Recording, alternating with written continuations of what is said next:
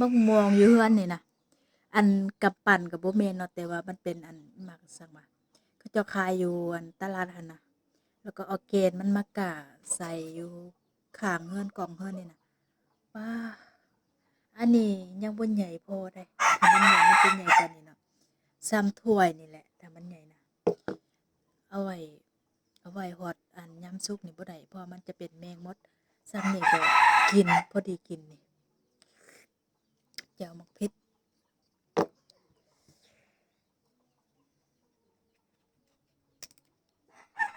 ร้านอันเย็นไปใต้บ่อันร้านเย็นมันน้อยเย็นมันน้อยจุดเย็นอันน้อมเด้บางน้อยบางมื้อก็กินอีน้ำปูน้ำ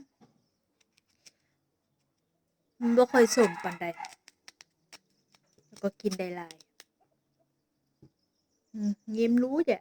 cứ dài chục chén thằng này nhiễm chục chén tao không ngoài nè nhìn con cúเลยน้ำลายไหล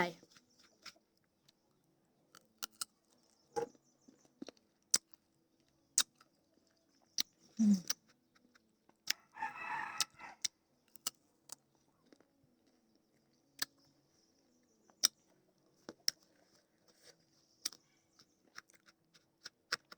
อืม